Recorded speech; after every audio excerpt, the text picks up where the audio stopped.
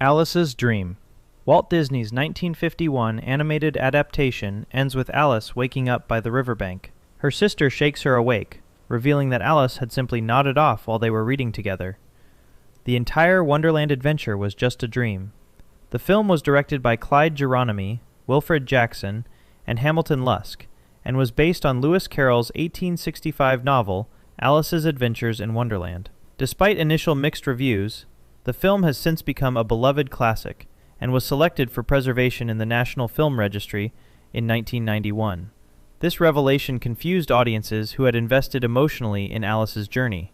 Many viewers, especially children, felt cheated that Alice's character growth and adventures were nullified in an instant. The dream reveals left young audiences particularly confused, because they didn't understand that none of it really happened to Alice. While Disney used this ending to provide logical closure to an otherwise illogical story, it came at a cost. The "it was all a dream" trope has become one of cinema's most criticized storytelling devices. This ending undermines the emotional journey audiences experienced, representing an early example of Disney struggling to balance fantastical storytelling with satisfying narrative closure. Audiences left theaters questioning whether Alice's adventure mattered at all if it was merely imaginary. Monsters, Inc Cliffhanger. Pixar's 2001 film ends with Mike Wazowski reconstructing Boo's door, allowing Sulley to reunite with the little girl he'd been forced to say goodbye to.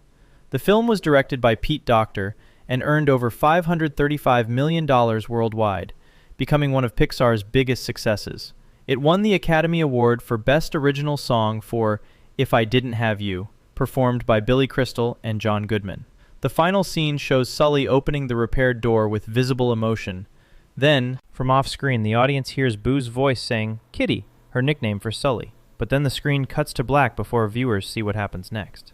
This abrupt ending left audiences desperately frustrated and confused, wanting answers that wouldn't come for over a decade. Fans spent years debating what happened. Did Boo recognize Sulley? How much had she aged? Was the door permanent? The 2013 prequel, Monsters University, didn't address these questions, deepening the confusion. The cliffhanger denied audiences the cathartic visual moment they'd been building toward throughout the entire film. This ending confused viewers because it cut away at the exact moment they most wanted to see, leaving them with questions instead of closure. Fox and Hound. Released July 10, 1981, this film follows Todd the Fox and Copper the Hound Dog, childhood best friends forced apart as adults. The film was directed by Ted Berman, Richard Rich, and Art Stevens, and featured the voice talents of Mickey Rooney as adult Todd and Kurt Russell as adult Copper. It was based on Daniel P. Mannix's 1967 novels of the same name, though the film took significant liberties with the darker source material. The climax shows Todd saving Copper and his owner Amos Slade from a bear attack. In return, Copper prevents Amos from shooting Todd. Yet the final scene shows them acknowledging each other with one bittersweet glance before parting ways forever. Many children left theaters crying, genuinely confused why the friends couldn't stay together despite saving each other's lives. The ending contradicts Disney's typical message that love conquers all. This confused audiences specifically because it broke Disney's unspoken promise of happy endings. Children especially struggled to understand why saving each other's lives wasn't enough to overcome their differences. The film presents a painful truth about how circumstances can destroy even the strongest bonds. But this realistic approach left young viewers bewildered about why their friendship couldn't survive when Disney movies always showed friendship winning. Woody's Abandonment. Released June 21, 2019, this fourth installment ends with Woody deciding to leave Bonnie and all his friends to live on the road with Bo Peep. The film was directed by Josh Cooley and featured Tom Hanks returning to voice Woody alongside Annie Potts reprising her role as Bo Peep. Despite mixed reactions to the ending, the film grossed over $1 billion worldwide and won the Academy Award for Best Animated Feature. This ending confused and angered many fans because it directly contradicts the franchise's central message. For 3 films, Woody championed the idea that nothing matters more than being there for your kid. His entire character was built on loyalty to his child owner. The 4th film suddenly argues that personal happiness matters more than duty. Many fans felt this undermined Woody's entire character arc across 3 previous films. Even Pixar wasn't initially convinced this ending was right, according to producer statements. The ending particularly confused audiences who remembered Woody's passionate speeches about staying with Andy no matter what. Viewers left theaters debating whether this represented character growth or character betrayal.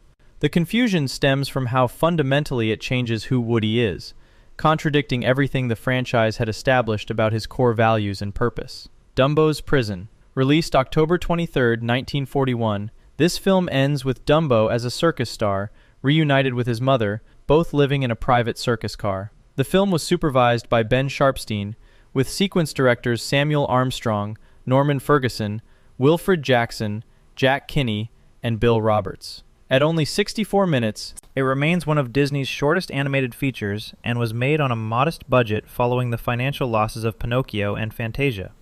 However, this happy ending confused audiences because Dumbo and Mrs. Jumbo remain captive animals forced to perform. Their freedom was never achieved. They simply moved from a regular cage to a fancier one. What seemed like triumph in 1941 now confuses modern audiences, who recognize the ending celebrates Dumbo's exploitation rather than his liberation. He's simply become a more valuable prisoner. The heartbreaking baby mind sequence shows Mrs. Jumbo cradling Dumbo through cage bars while crying, making their continued captivity even more disturbing. In 2015, PETA campaigned for a different ending in the live-action remake. Director Tim Burton agreed, and the 2019 remake shows Dumbo returning to the wild. This represents how cultural values shift over time. The original ending reflects 1940s attitudes towards circus animals that haven't aged well, leaving contemporary viewers confused about why this captivity was ever considered a happy conclusion. Before we continue, if you're finding this interesting, I create videos like this all the time. Subscribing would really mean a lot. Beast's Transformation. Released November 22, 1991, Beauty and the Beast became the first animated film nominated for Best Picture. The film was directed by Gary Truesdale and Kirk Wise, and won 2 Academy Awards for Best Original Score and Best Original Song for the title track. It earned over $440 million worldwide and launched the Disney Renaissance era. The film's central message focuses on inner beauty, that true love sees beyond physical appearance. Belle falls in love with the Beast despite his monstrous form. Yet the ending confused many viewers because once Belle declares her love, the Beast transforms back into handsome Prince Adam. This transformation contradicts everything the movie spent 90 minutes teaching. If Belle truly loved the Beast for who he was inside, why was returning to human form necessary for their happiness? The ending suggests that physical appearance actually does matter, despite the film's insistence otherwise. Many audiences question why the transformation was required at all, if Belle had already accepted and loved him as the Beast. The 2017 live-action remakes attempted to address this by having Belle make a subtle comment about missing the Beast. However, the original ending's message remains muddled, leaving viewers confused about whether the film believes its own moral about inner beauty mattering most. Dalmatian Logistics. Released January 25, 1961, 101 Dalmatians ends with Roger and Anita Radcliffe rescuing all 99 Dalmatian puppies, plus their original 2 dogs. The film was directed by Wolfgang Reitherman, Hamilton Luske, and Clyde Geronimi, and was based on Dodie Smith's 1956 novel, The 101 Dalmatians. The movie was notable for pioneering the use of xerography in animation, which allowed animators to transfer drawings directly to cells. Roger joyfully announces they'll buy a Dalmatian plantation in the country. But audiences immediately started asking practical questions that confused them. How would they possibly care for 101 dogs? The cost of feeding that many animals daily would be astronomical. House training 101 puppies, veterinary care, daily walks, the sheer physical space required. Roger's only income comes from one hit song about Cruella de Vil. Song royalties wouldn't begin to cover the expenses of a Dalmatian plantation and ongoing costs. The ending prioritizes emotional catharsis over realistic consideration of consequences. What works as a feel-good moment falls apart under scrutiny. The practical impossibility became more apparent to audiences the more they thought about it, leaving them confused about how this happy ending could possibly work in reality. The film never addresses these logistical nightmares, creating confusion for viewers who started doing the math. Pinocchio's Boys. Released February 7, 1940, Disney's second animated feature contains the dark Pleasure Island sequence. The film was supervised by Ben Sharpstein and Hamilton Luske, and was based on Carlo Collodi's 1883 Italian novel, The Adventures of Pinocchio.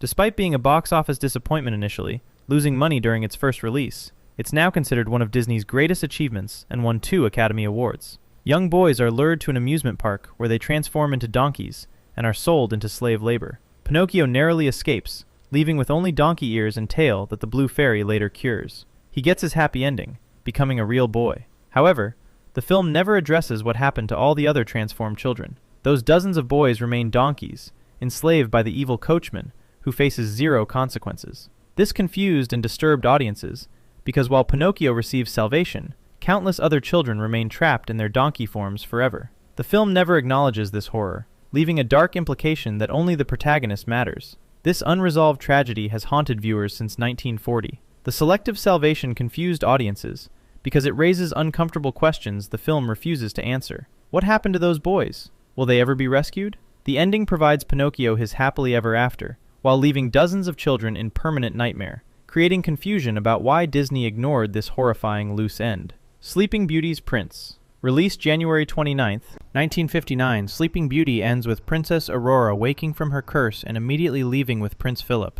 The film was directed by Clyde Geronimi and took nearly a decade to complete, with production beginning in 1951. It was the last fairy tale adaptation Disney would produce for 30 years, and featured a distinctive artistic style inspired by medieval tapestries and Gothic art. This confused many viewers because Aurora spends almost no conscious time in the film. She appears as a baby, then as a 16-year-old who falls asleep almost immediately after meeting Philip once in the forest. She sleeps through the entire climactic battle where Philip fights Maleficent. When she wakes, she doesn't know anything that happened.